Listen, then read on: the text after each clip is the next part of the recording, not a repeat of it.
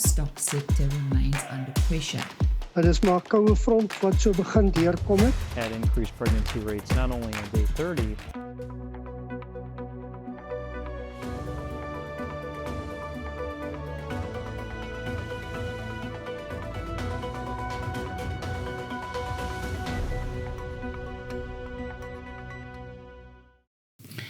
In the news today, South Africa's primary agricultural industry ended 2025 with its highest employment rate since the third quarter of 2023. This is according to the latest quarterly labour force survey by Statistics South Africa. Primary agriculture employment increased by 3% year on year to 950,000 jobs. According to Wandile Sihlobo, chief economist of Agbiz, the improvement is mainly due to stronger crop production and horticulture. However, the livestock sector remains under pressure due to disease outbreaks. Agbiz also recorded declines in organic fertilizer production, forestry and fisheries. Sihlobo says the current figure is significantly higher than the long-term average of just under 800,000 jobs. The Western Cape, Northern Cape, Free State, Northwest and Limpopo made the biggest contribution to the growth. While favourable conditions are expected to support employment, recent floods in Limpopo and Mpumalanga could have a negative impact, especially in the fruit industry. Tongaat Hewlett Limited's announcement last week that the company has filed for provisional liquidation was met with great concern by the sugar industry. During a media tour of the South African Sugar Association, Plaas Media's Isak Hofmeyer caught up with industry leaders to find out what the implications would be for sugarcane producers. Here is Tandogwake Sibia, the Chief Operating Officer of the South African Farmers Development Association. Tandogwake Sibia, Chief Operating Officer at SAFDA.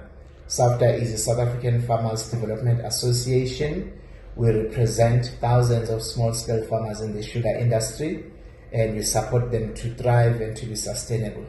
We are currently facing an existential crisis in that one of the biggest sugar producers in the industry, where our farmers deliver their sugarcane, Tongaat Hewlett, have filed for provisional liquidation.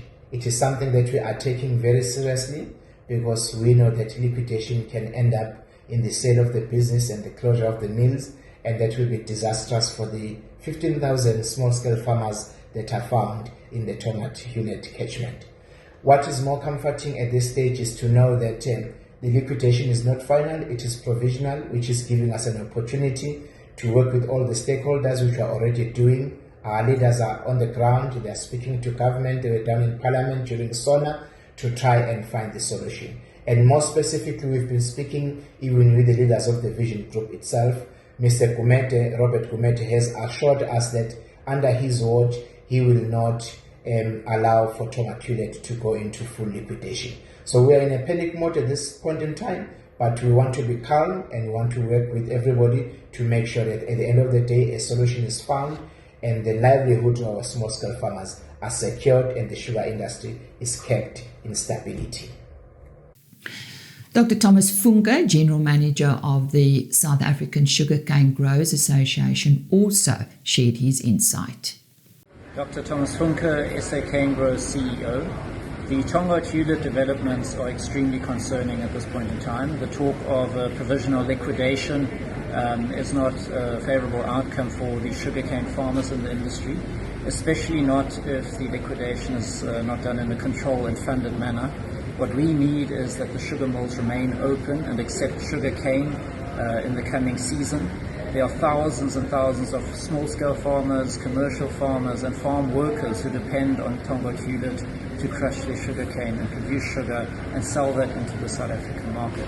What we've also seen is that the flood of imports has affected the market conditions in the South African market. That has obviously caused South African sugar to be exported at a massive loss, and that is another thing that needs to be set right. We need correct import tariff protection in order to protect the South African jobs and the South African sugar market. Die Namibiese vleismaatskappy Meatco het tydens sy onlangse algemene jaarvergadering gesê die maatskappy toon tekens van finansiële herstel. Die herstel volg op 5 jaar van agtereenvolgende verliese. Volgens voorlopige syfers het die maatskappy se inkomste van 1,2 miljard tot 1,8 miljard Namibiese dollar gestyg. 'n Bedryfswins van ongeveer 106 miljoen Namibiese dollar is ook gerapporteer. Die Namibiese regering is die maatskappy se enigste aandeelhouer en bied steeds ondersteuning vir 'n herstelprogram deur middel van mediumtermyn finansiering. The dairy industry this week reassured consumers that the consumption of milk and dairy products in the country is safe and not affected. Milk SA, the industry's umbrella organisation representing both milk producers and processors, said that while the disease seriously affects cattle and other cloven-hooved animals, humans are not susceptible to the virus. Pasteurized milk, long-life milk, yogurt, mass, cheese and butter are still safe for consumption. Milk SA also welcomed President Ramaphosa's decision to declare the disease a national disaster, saying it unlocks more resources to manage the disease more effectively. The organisation has been working with the state and other role players since last year to help control the disease and protect the industry. En landboumaatskappy NWK het Dinsdag 'n seremoniële tjek van R1 miljoen by sy opleidingsentrum in Lichtenburg aan Kobus van Zyl, voorsitter van die Agri-Securitas Trust Fonds, oorhandig.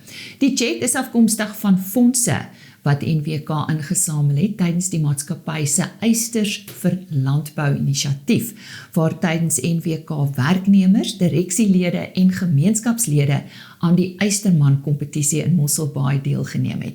7 individue en 12 aflosspanne het deelgeneem. Die meeste van die fondse is as deel van 'n aanlyn veldtog ingesamel. Die doel van die fondse is om veiligheidsstrukture in landelike gebiede te versterk. Volgens Van Zyl sal die geld 'n werklike verskil op grondvlak maak. Die trust werk saam met boereverenigings, veiligheidsnetwerke en die polisie om fondse verantwoordelik aan te wend. Farmers Union TLUSA says urgent vaccination against foot and mouth disease is critical to protect livestock and food security in South Africa. While the organisation's General Manager Benny van Zyl is a member of the government's Foot and Mouth Disease Industry Coordinating Council, the organisation says the interest of their member producers remain their first priority. Here is Benny van Zyl. TLU South Africa serves on the Foot and Mouth Disease Industry Coordinating Council with one clear focus: to protect farmers' interests and to ensure that animals are vaccinated as soon as possible. We support responsible oversight and biosecurity, but caution that the current centralized regulatory system is hampering speed and effective implementation. South Africa can learn from international models where the state maintains oversight while allowing the private sector space to unlock capacity and act more swiftly. Every hour of delay affects food security and economic stability, which is why we are calling for speed, capacity, and purposeful execution. And that was Benny van Zyl, manager of TLUSA. Meanwhile, the Zambian government has announced that it has placed a temporary ban on the importation of South African livestock due to the foot and mouth outbreak. South Africa currently exports genetic material to Zambia in the form of live animals. The news comes on the back of an announcement by Minister of Agriculture John Steenhuisen that the first 1 million doses of Biogenesis Bago FMD vaccines will be arriving in South Africa tomorrow. A further 5 million doses are expected to follow in March. This is in addition to vaccines from the Botswana Vaccine Institute, the Turkish Dalvet vaccine, and fast-tracked vaccine production at the South African Agricultural Research Council. Die multinasionale maatskappy Bayer het Dinsdag aangekondig dat sy Monsanto-eenheid 'n nasionale skikking voorgestel het om huidige en toekomstige regsgedinge oor sy Roundup onkruiddoder in Amerika te hanteer. Die eise hou verband met mense wat beweer dat die landbouchemiese middel nie Hodgkins limfoom veroorsaak. Die ooreenkoms wat deur die Hof in St. Louis, Missouri vir goedkeuring voorgelees behels 'n langtermynfonds van tot $7,25 miljard oor 21 jaar. Die doel is om regsgedinge te beperk en finansiële voorspelbaarheid vir beier te verseker. Die maatskappy beklemtoon dat die skikking geensins erkenning van skuld behels nie en dat wetenskaplike studies steeds toon dat Roundup en sy aktiewe bestanddeel glifosaat veilig is vir menslike gebruik. And the 2026 Royal Agricultural Show will take place in less than 100 days. The show is scheduled to take place from 29 May to 3 June at its new home at Tweedy Hall in Howick, KwaZulu-Natal. This year also marks the 175th anniversary of the Royal Agricultural Society of Natal. The ongoing foot and mouth disease situation is forcing the Society's Executive Committee to make a final decision by the end of February on whether or not cloven-hoofed animals will be allowed at the show. A formal statement will follow afterwards. Wayne Miller, the Society's General Manager, says the show will proceed in a responsible manner and includes, among others, the KwaZulu-Natal Youth Show, honey and other bee byproducts, poultry, as well as commercial and industrial agricultural exhibitors. More details on the program will be announced at the end of February. And that concludes our news.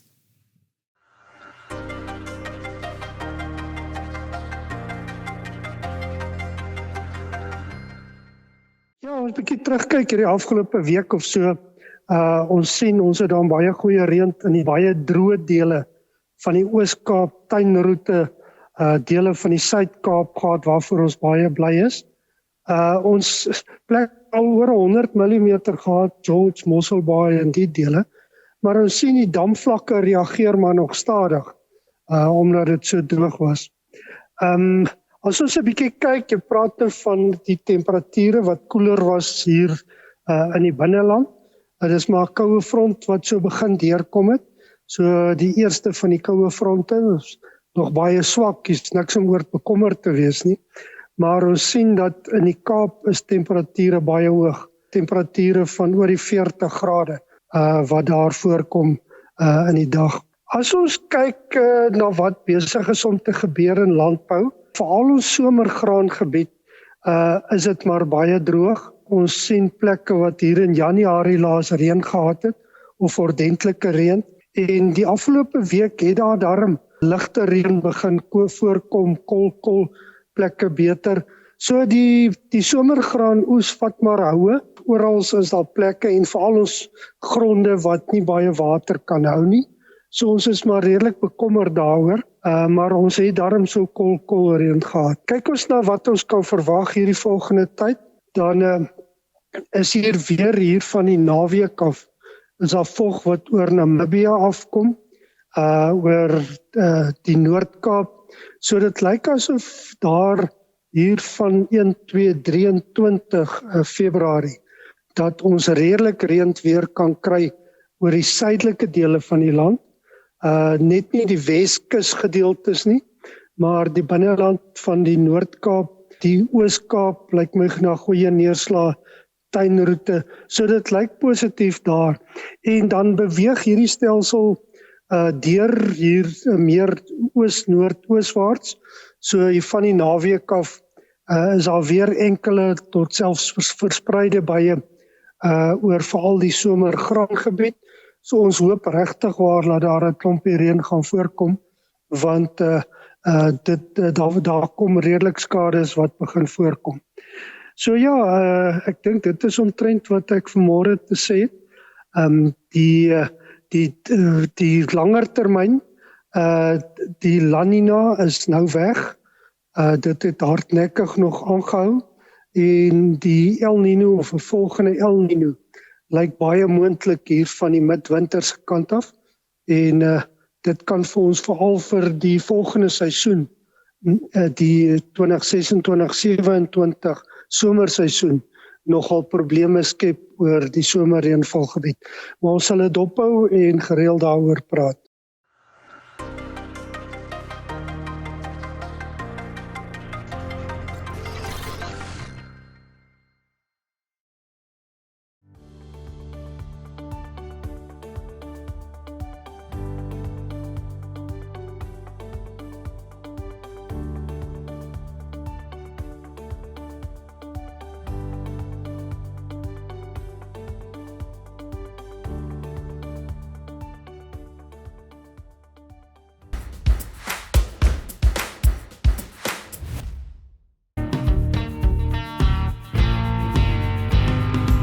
Cows that had over 50% of their patch rubbed off prior to artificial insemination had increased pregnancy rates not only at day 30, but also had increased pregnancy rates at the final preg check and had increased calves on the ground.